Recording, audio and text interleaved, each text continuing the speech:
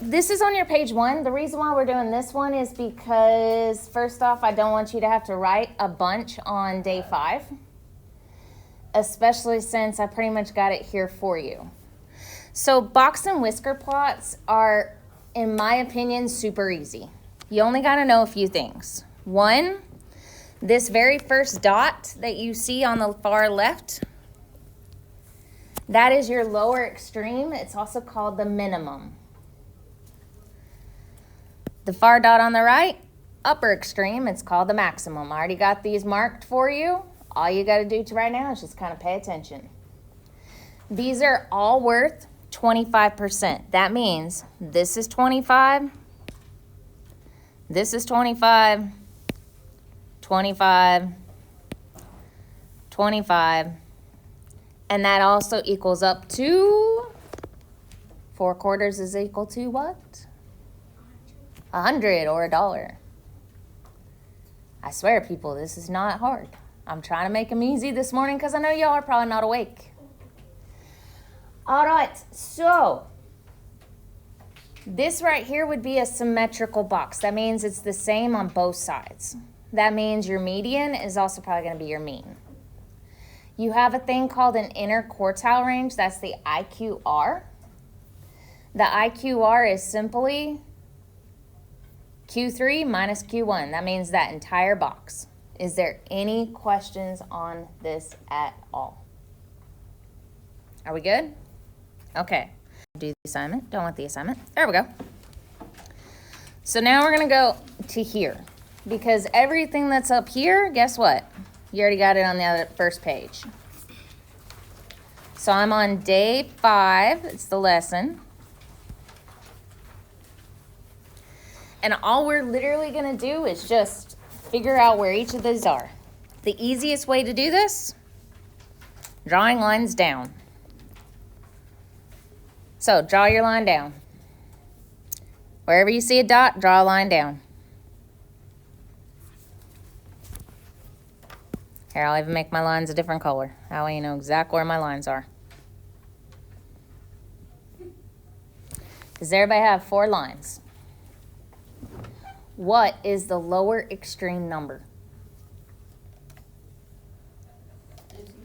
15. Does everybody see where you got 15? Lower extreme. All right. Lower quartile, also known as Q1, is what? 20. What about the median? What's in the middle? 22. Sorry, technical difficulties there for a second. 22. And your upper quartile? That'll be this one. 25. All right, what about the inner quartile range? That means the box. Which would be how much? 20 to 25 would be how much? What is it? 5. You're trying to make it too hard. All you're literally doing is subtracting to get your inner quartile range. And the upper extreme? 30. All right, so did 50% of our students take longer than 22 minutes? Yeah. Because remember, each one of these is 25%.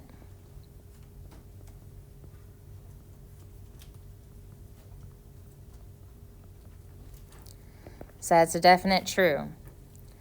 All right, is the range of your data 30? How do we figure out range?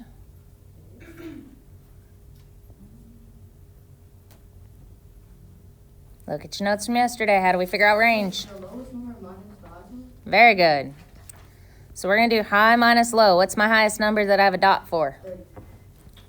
What's my lowest number I have a dot for? 15. Is 30 minus 15 30? No, so that would be a false because that would be 15. All right, we're going to do the other one. This time y'all are going to talk me through it. All right, what's the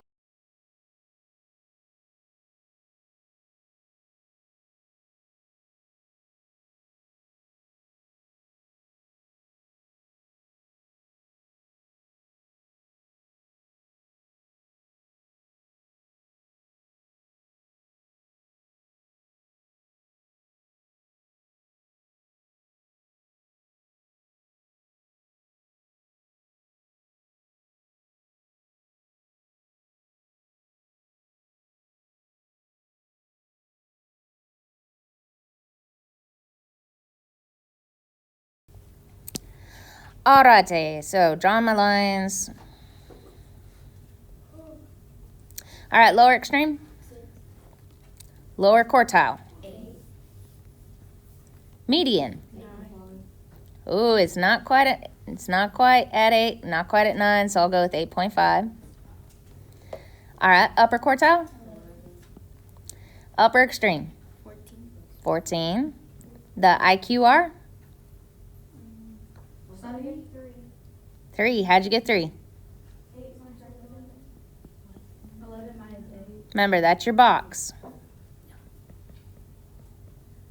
The IQR is your box. So everything in the box. Lowest number in the box and the highest number in the box. You got it. So 11 minus 8. All right, so the third quartile has the largest spread of the data. What do y'all think?